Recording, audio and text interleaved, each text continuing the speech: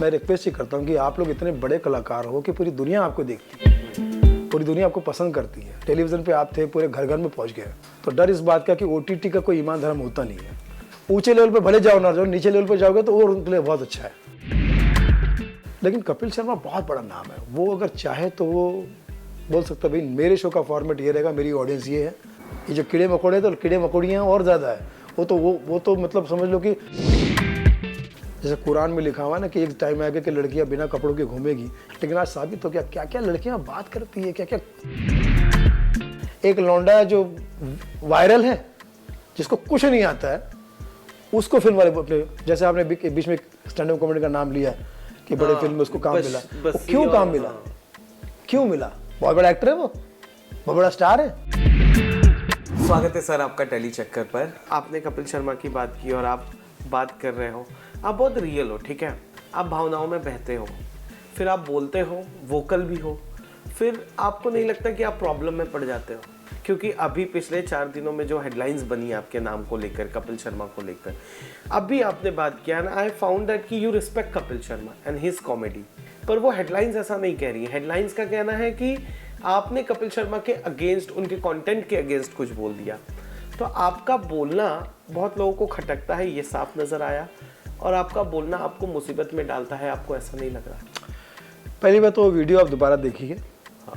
मेरा सुनील मैंने तो वीडियो देखा, उसमें कुछ ऐसा नहीं, इनफैक्ट यू वर रिक्वेस्टिंग कि वो चीज ना की जाए। बस हाँ, मैं तो रिक्वेस्ट ही करता हूँ। हाँ, मैं किसी पे फोर्सफुली कुछ बोलता नहीं हूँ। मैं रिक्वेस्ट ही करता हूँ कि आप लोग इतने बड़े कलाकार हो कि पूरी दुनिया आपको देखती है, पूरी दुनिया आपको पसंद करती है। टेलीविजन पे आप थे, पूरे घर घर में पहुंच गए। अब मुझे डर इस बात का कि आप OTT पे आ गए, तो डर इस बात का कि OTT का कोई ईमान धर्म होता नहीं है। सेंसरशिप नहीं है ना। हाँ, सेंसरशिप नहीं है, कोई ईमान धर्म नहीं है। उनको कोई फर्क नहीं पड़ता कि आप किस लेवल पे, ऊंचे लेवल पे भले जाओ ना जाओ, नीचे लेवल पे जाओगे तो वो उनके लिए बहुत अच्छा है। लैंडिंग नोट बहुत अच्छा है उनका। तो मैं समझता हूँ कि कपिल जैसे कलाकार को, अपने इर्द गिर्द के कलाकारों को ये बात, क्योंकि आप इतने बड़े स्टार हो कि आपकी बात सुनी जाएगी। हम बोलोगे तो हमको लोग बोलेंगे यार बकवास कर रहा है, ठीक है, लेकिन सच होने के बावजूद भी लोगों को उनको टारगेट करेंगे, ट्रोल करेंगे। लेकिन कपिल शर्मा बहुत बड़ा नाम है, वो अगर चाहे तो वो बोल सकता है भाई मेरे शो का फॉर्मेट ये रहेगा, मेरी ऑडियंस ये है और मुझे ये सब नहीं करना है, ठीक है। तो उनको, कंपनी को करना पड़ेगा, नहीं तो वो तो बैठे ही वो करने के लिए। अगर आपने नहीं बोला तो अपने 5-6 वो जो सो कॉल्ड कीड़े मकोड़े वो छोड़ दिए जाएंगे आपके ऊपर, ठीक है। और उनका कोई ईमान धर्म है नहीं। आप कॉमेडी करोगे वो गाली दे देंगे, कॉमेडी करोगे वो कुछ नंगे नाच करेंगे। लड़कियां और ज़्यादा है। ये जो कीड़े मकोड़े तो कीड़े मकोड़ियाँ और ज़्यादा है। वो तो मतलब समझ लो कि इतनी लड़कियां वल्गर कैसे हो सकती है, मैं समझ नहीं पाता हूँ। बहुत वल्गर है लड़कियां इतनी वल्गर हो सकती है, वो तौबा, ये मुझे नहीं पता था। जैसे कुरान में लिखा हुआ है ना कि एक टाइम आएगा कि लड़कियां बिना कपड़ों के घूमेगी, कुरान में बाकायदा लिखा हुआ है। तो लोग सोचते यार ये तो कितना बैकवर्ड विचार है, क्या लिख रहे हो। लेकिन आज साबित हो गया क्या क्या लड़कियां बात करती है, क्या क्या क्यों करती है, उससे क्या हो जाएगा तुम्हारा, कौन सा और ऊपर से पढ़ी लिखी है। कयामत ये है कि पढ़ी लिखी, अनपढ़ लड़की अगर वैसे बातें करती तो समझ में आता है। पढ़ी लिखी लड़कियां, कोई इंजीनियर है, कोई M.Tech करके बैठी, कोई BA करके, सब ऐसे माइक पे इस तरह से बात कर रही है। तो मैं कपिल से चूँकि प्यार करता हूँ, वो मेरे लिए मैं उनको गुरु भी मानता हूँ कपिल को। तो मैं समझता हूँ कि यार ऐसे व्यक्ति को, जिसने कॉमेडी को 10-15 साल अपने दिल में रखा हो, लोगों ने उसको इतना प्यार किया, बड़े बड़े सुपरस्टार उनके शो में आकर के, वही फ्लो यहाँ भी बना के रखे। वरना क्या हो जाएगा कि फिर कुछ ना कुछ नुकसान होगा, मुझे नहीं लगता, और मैं नहीं चाहता कि कपिल का नुकसान हो। इनमें से जैसे आप कीड़े मकोड़े कह रहे हो, क्योंकि आप इतने शोज करते हो, आप मिलते हो, कभी कोई मिला है, कोई रूबरू हो गया? ये सब स्ट्रगलर थे भैया, ये 2-3 साल में बने ना। हाँ, ये तो हमने इनमें से कई लोगों को देखता हूँ मैं। हाँ। याद आता है मुझे, जैसे कभी इवेंट कंपनी में जाते थे, हमको पानी नहीं पिलाने का काम करते थे लोग, ठीक है, क्योंकि इनको शौक था स्टैंड अप कॉमेडी का। तो ये कोशिश करते थे कि हमारे पास आ सके, कुछ कर सके। कुछ 1-2 इत्तेफाक में शुरू में शो करने का मौका भी मिला इनके साथ में। किसके साथ किया था आपने स्टार्टिंग? एक्चुअली इनका नाम मैं लेना नहीं चाहता यार, मेरे को तकलीफ होती है इन लोगों को देख के, क्योंकि ये लोग इंसान नहीं है, कलाकार तो है ही नहीं, इंसान भी नहीं, अच्छे इंसान भी नहीं, अच्छे कलाकार भी। इससे मैं अंदाजा लगा रहा हूँ कि कितना पेन है आपके अंदर। हाँ, अच्छा करेंगे ना, देखिए अच्छा करेंगे, जैसे मैंने 10 लोगों का नाम लिया अभी। हाँ, ये सब मेरे गुरु हैं, ये इनके लिए मैं साष्टांग दंडवत है, समझे। कपिल शर्मा, जॉनी लीवर साहब, उमर शरीफ साहब, के नायकर साहब, के नायकर जबलपुर के हमारे, और भी बहुत बड़े बड़े कलाकार, मैं उनके नतमस्तक हूँ। अच्छा आप करोगे तो सबसे पहला फैन मैं आपका रहूँगा, और मुझे हज़ारों करोड़ों में आपके पैर छूने में कोई तकलीफ नहीं है। लेकिन आप अगर बुरा कर रहे हो या कुछ समाज को ख़राब कर रहे हो, तो हर व्यक्ति को आवाज़ उठानी चाहिए, क्योंकि समाज का मामला है। करेक्ट। जो समझ में नहीं आता वो समाज में नहीं आता, वो मेरे समझ में नहीं आते लोग। मैं अगर आपको देखता हूँ तो मुझे एक ही फिल्म याद आता है, वो बॉम्बे टू गोवा, ठीक है, जिसे काफ़ी पसंद किया गया था, यू नो। उसके अलावा भावनाओं को समझो भी मैंने देखा था, पर व्हेन इट कम्स टू ना आपका नाम, तो Bombay to Goa mainstream फिल्मों में आप हो गए, नवीन सर हो गए, यू नो, एहसान साहब, तो मुझे लगता है मैंने कितना साल हो गए उन्हें देखा ही नहीं है। तो मेन स्ट्रीम फिल्मों में क्यों नहीं? मैंने अभी रोहित शेट्टी का इंटरव्यू किया, मैंने उससे पूछा कि सर आप रियलाइज़ कर रहे हो कि आपने संजय मिश्रा और जॉनी लीवर को आज भी इंडस्ट्री में रिलेवेंट बनाकर रखा है, क्योंकि आप ही उनके साथ काम करते हो और कोई कर नहीं रहा है। तो फिल्म इंडस्ट्री में, मेन स्ट्रीम फिल्मों में क्या स्कोप रह गया है, क्यों नहीं काम आ रहा है, काम मिल नहीं रहा है, या आप लोगों के टर्म्स, आपकी ज़मीर गवारा नहीं दे रही कि यार ऐसा कुछ हम नहीं करेंगे? ये इसका मिला जुला जवाब यही, जैसे आपने सवाल किया वही है कि कुछ शुरू में हम लोग जब फिल्में करने शुरू कर दिए थे, तो उसमें हमारे पास दो ही ऑप्शन होते थे, या तो फिल्में कर लो या तो शोज़ कर लो। अच्छा, टाइम इज द प्रॉब्लम। क्योंकि लगातार शोज़ हमारे लगे, क्योंकि मैंने बॉम्बे टू गोवा भी की थी, मेरे दोस्त की फिल्म थी, बहुत शोज़ छोड़ने पड़े मुझे रोज़ाना। और मेरा इनिशियल टाइम था, मुझे घर बनाना था, गाड़ी बनाना था, सब चीज़ें करनी थी, और फिल्म से मुझे जो एज अ फ्रेंड जो पीनट की तरह मिलना था, वो मतलब ये सोचिए कि वहाँ से 100 रुपये मिलने हैं लाइव शो से, उस टाइम के पूरे टाइम के हिसाब से पूरी फिल्म का मुझे समझो 5 रुपये मिल रहा था, समझे? इतना फर्क है ना, इतना फर्क था। तो ऐसे ही बाकी जगह पे भी होता था। चलो हम लोग करते भी थे, लेकिन फिर क्या होता था, बड़े कलाकार की वजह से डेट कैंसिल हो गई, तो हमने शोज भी छोड़ दिए, आगे हमारे पास डेट है नहीं। तो फिर इक्का दुक्का बीच में अगर शूटिंग कर भी ली, तो वो शो कैरेक्टर जम के नहीं आ रहा, मिल के नहीं आ रहा, कुछ समझ में नहीं आ रहा, ठीक है, ओके, उसमें भी फिर एडिटिंग में कट गया, फला कट गया। तो ये पूरा टीम वर्क है ना फिल्म, वो फिर हमसे इसलिए नहीं हो पाया क्योंकि टीम के साथ में हम अगर जा रहे हैं तो अपना कुछ नहीं कर पा रहे हैं, डेट नहीं दे पा रहे किसी को। एक दो सीरियल भी बीच में कर लिए थे, तो वो नहीं सर आप शो, पैसे कुछ नहीं मिल रहे, लेकिन लोगों के लिए सो कॉल्ड अगर हम सीरियल कर रहे हैं, तो ये सब चीज़ें होती थी। सीरियल में तो 12-12, 14-14 घंटों की, बिल्कुल, थकावट ज़्यादा, पैसे कम, और फिर काम भी छोड़ने पड़े। तो अब देखिए, मेन तो हम स्टैंड अप कॉमेडियन, जो हमारी लाफ्टर चैनल से पहचान जो बनी है, वो स्टैंड अप कॉमेडी की बनी है। तो स्टैंड अप कॉमेडियन ही हम दिखे और सुने और करते रहे, वही लोग पसंद भी करते, क्योंकि हमारी इमेज वो है। फिल्मों में काम करने के लिए आपने जैसे कहा, जॉनी भाई है, संजय मिश्रा है, और भी लोग हैं जो बढ़िया बढ़िया काम करते हैं, बेस्ट काम करते हैं, हमसे कई 100 गुना ज़्यादा करते हैं, उन्होंने टाइम दिया। राजपाल यादव जी है। तो उसके बाद फिर हमारा नंबर अगर आएगा तो आएगा। तो इतना सारा कॉम्प्रोमाइज़ होने के बाद भी अगर कोई मुझे बंदा बोलता है काम करना है, तो मैं कर लेता हूँ। मैंने सारी ज़िंदगी में 50 फिल्में की है, जिसमें 10 या 15 रिलीज़ हुई है, 20-25 तो अभी भी डब्बे में डबिंग के बाद भी पड़ी हुई है, बड़ी बड़ी फिल्में रिलीज़ नहीं हुई है।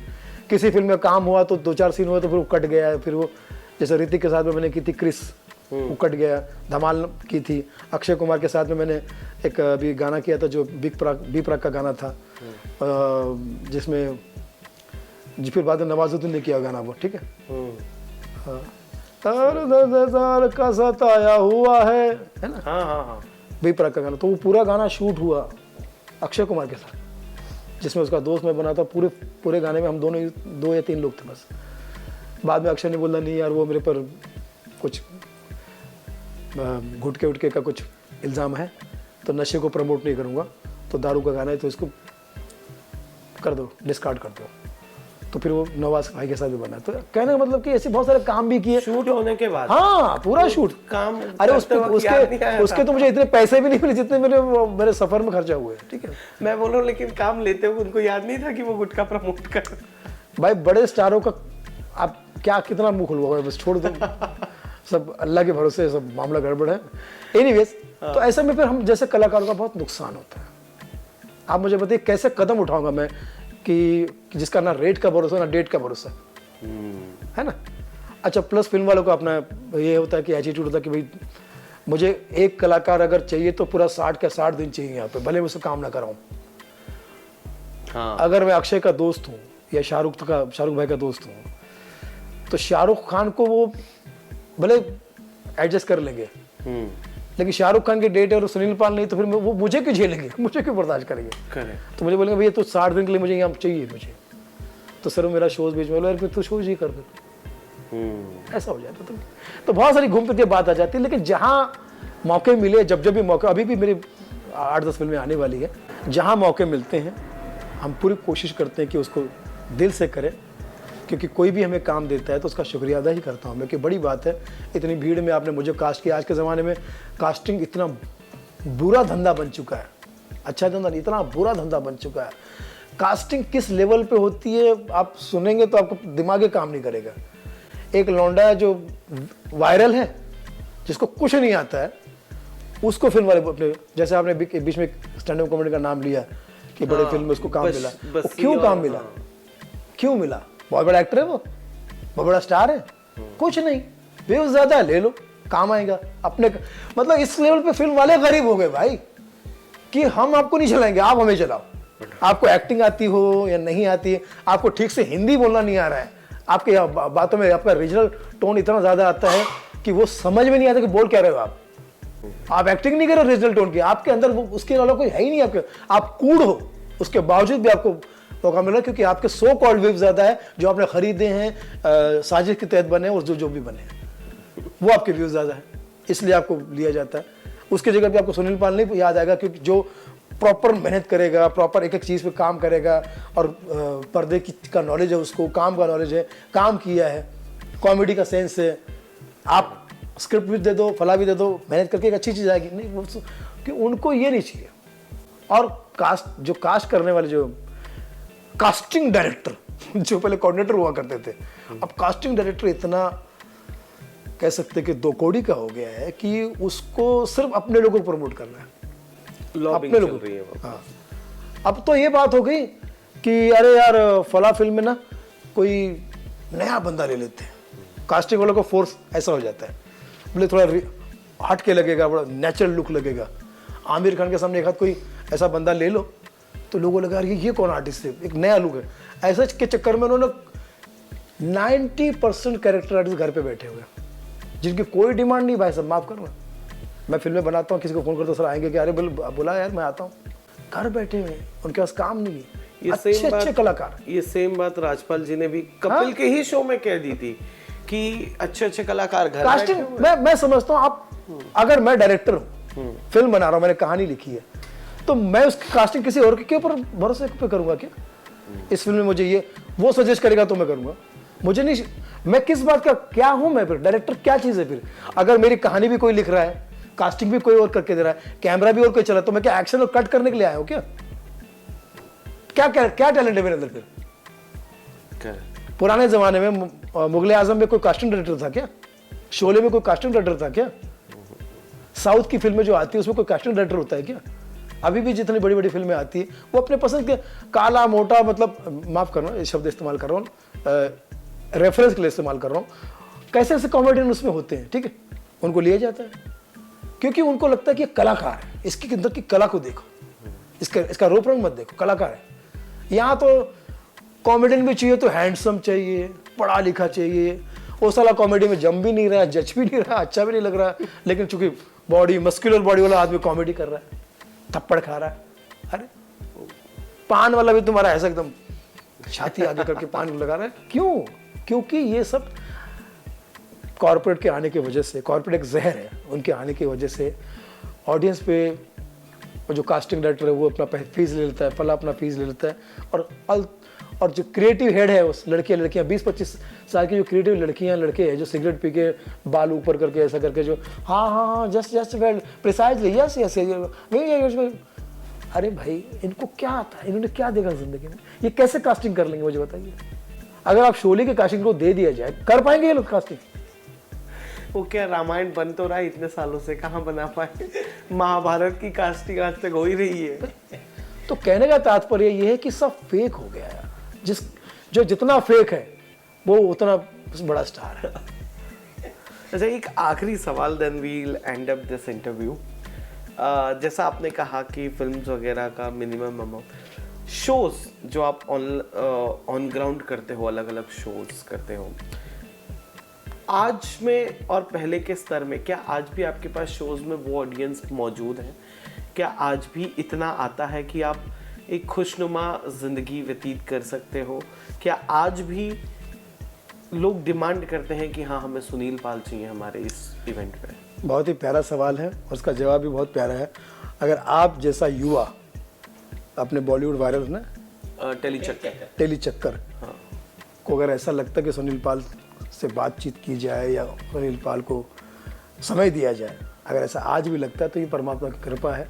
इसका मतलब कि आज भी भगवान की कृपा से गाड़ी चल रही है। शोज़ में मैं हर वैरायटी के शोज़ कर सकता हूँ। मुझे किसी ऑडियंस से कोई प्रॉब्लम नहीं है और किसी ऑडियंस को मुझसे कोई प्रॉब्लम नहीं है। हाँ, वो तो है। आज अपने माता पिता के साथ में बैठ के मैं सिर्फ 2 ही लोग, कई लोग करते हैं।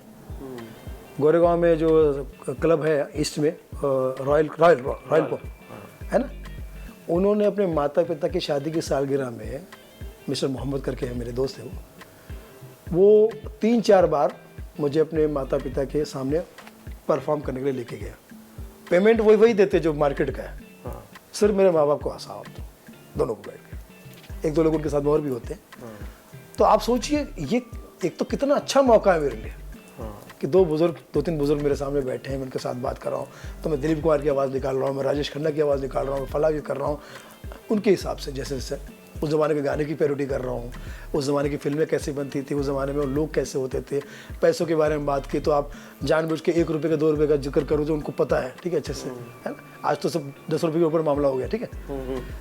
तो ये मैं कह रहा हूँ कि मैं कैसे कैसे शोज़ करता हूँ और मुझे बड़ा मज़ा आता है उसमें। You enjoying what you're doing? तो मुझे आप कहीं पर भी बुला लो, इससे पहले कि आप मुझे बोले कि यार ऐसा सा मामला, मैं खुद इस चीज़ में करारबद्ध हूँ, एंसरेबल हूँ कि अगर मैं जा रहा हूँ तो मेरा कर्तव्य है कि अच्छी चीज़ और अच्छी बातों से और अच्छे माहौल बना के आप वापस, ये नहीं कि अपना स्वार्थ करके कुछ भी बोल दिया, कुछ भी कर दिया, माल बेच के वापस आ गए, कुछ है नहीं था उसमें, सिर्फ 2-4 टुच्चे लोग हंस रहे हैं, हो गया आपका, शराबी हंस गए, फला हंस गए। मैं ऐसा नहीं, मैं तो जहाँ भी जाता हूँ, कॉर्पोरेट का शो करता हूँ। अभी कल ही मैंने बेंगलोर में किया है एशियन पेंट का शो, 1.5 घंटा स्टैंड अप चलता रहा वहाँ पर मेरा, और छोड़ने को तैयार नहीं थे लोग, इतना प्यार। उसके बाद शादी में जाता हूँ मैं, बर्थडे में जाता हूँ, छोटे बच्चों के बर्थडे में मैंने कहा ना, शो में मुझे कोई प्रॉब्लम नहीं, किसी भी शो में। और कोई भी प्यार से बुला लेता, अपने बच्चे का बर्थडे है, कुछ 10 लोग आने वाले देखने के लिए, तो उनको लगता है कि सुनील पाल का पेमेंट वो इतनी बड़ी बात नहीं है, बुला लेते, कर लेता हूँ। तो कहने का तात्पर्य ये है कि मुझे किसी शो, मैंने हर शो की तैयारी कर रखी है और हर शो की मटेरियल मेरे पास में। और इससे पहले कि मैंने कहा ना कि वो डरे, मैं सबका सम्मान करता हूँ। मुझे ऐसा लगता है कि नहीं, ये इस फंक्शन का सम्मान मुझे करना चाहिए। ये अगर मुझे मिला है ये शो, तो इस फंक्शन से मुझे भी बहुत सीखने मिलेगा और एक मेरे अंदर काम की एक जो भी नयापन बदलाव आएगा कि आज बच्चों में मैं क्या कर सकता हूँ, कल मैं फला में, आर्मी से लेके किसानों से लेके गांव, छोटे छोटे गांव में जिनके पास IQ लेवल कम है, उनको आप जोक सुनो समझ में नहीं आएगा, तो वहाँ क्या करना है, वहाँ ज़्यादा उछलना पड़ता है, कूदना पड़ता है, चिल्लाना पड़ता है, चीखना पड़ता है, भैंसों की आवाज़ निकालो, जानवरों की आवाज़ निकालो, जिससे वो परिचित है। बस की आवाज़, बस की बात करो, ट्रेन की बातें करो, रेलवे स्टेशन की बात करो, जो उनको अपना हॉस्पिटल की बात करो, जो हैबिचुएट है वो, जिसकी वजह से वो, है ना, ट्रैक्टर की बात करो, वहाँ लोकल नेताओं की बात करो। तो ये परिश्रम कौन करना चाहिए ना, अगर आपको अलग अलग जगह पे जाना है तो। इस वजह से भगवान की कृपा से मेरे पास हर टाइप की शोज है। चाहे मुझे आज मिर्ची अवार्ड मिले कॉमेडी म्यूजिकल, तो मेरे पास म्यूजिक इंडस्ट्री के 100 से ज़्यादा पंचेस है।